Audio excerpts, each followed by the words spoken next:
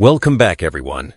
Today's episode dives into the art of describing people's appearance in real, natural English. Erica, many learners know basic words like tall or pretty, but what makes a description truly effective in everyday conversation? Great question. Native speakers often combine physical features, age, and style in their descriptions, creating a vivid mental image.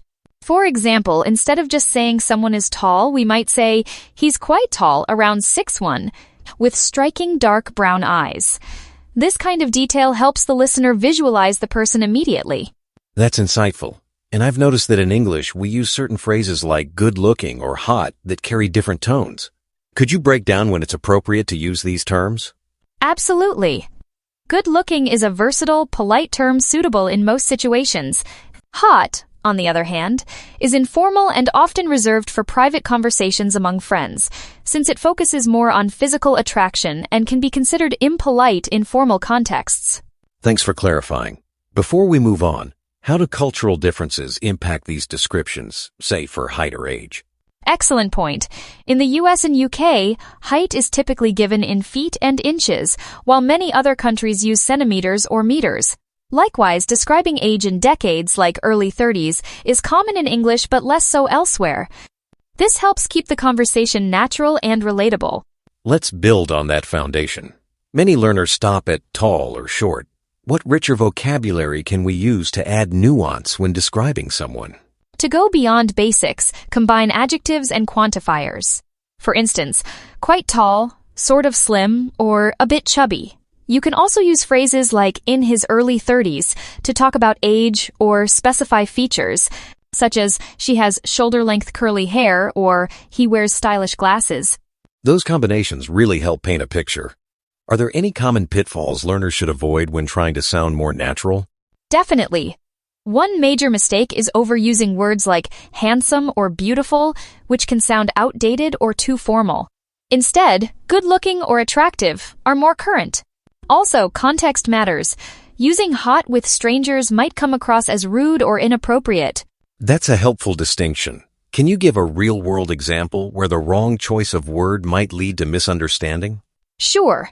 Imagine telling a colleague their friend is hot at a business dinner. It could seem unprofessional, but among close friends, it's more acceptable. Always match your language to the situation and relationship.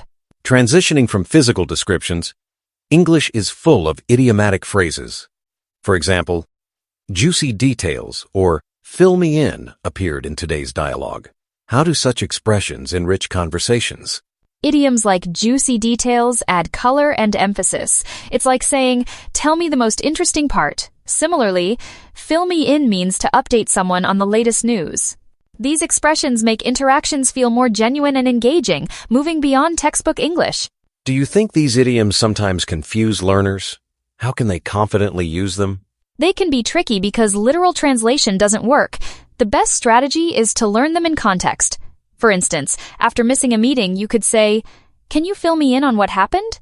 Over time, these phrases become second nature. That makes sense. Are there any studies or examples highlighting the importance of idioms for language fluency? Absolutely. Research from Cambridge University shows that mastering idiomatic expressions is a key marker of advanced proficiency.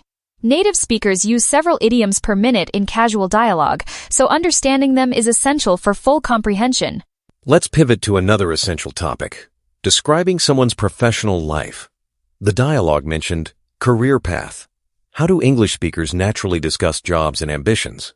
We often use phrases like career path to refer to someone's long-term professional journey, not just their current job. For example, he's a junior investment banker with a promising career path, suggests he has potential for growth and success in his field. That's a helpful way to frame future possibilities. How is this different from simply asking, what do you do? Asking about a career path invites a broader discussion. It's like opening a window into someone's goals and aspirations, rather than just their present occupation.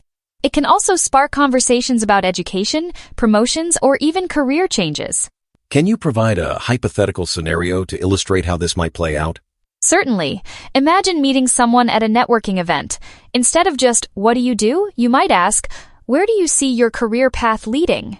This shows genuine interest and encourages a deeper, more meaningful conversation.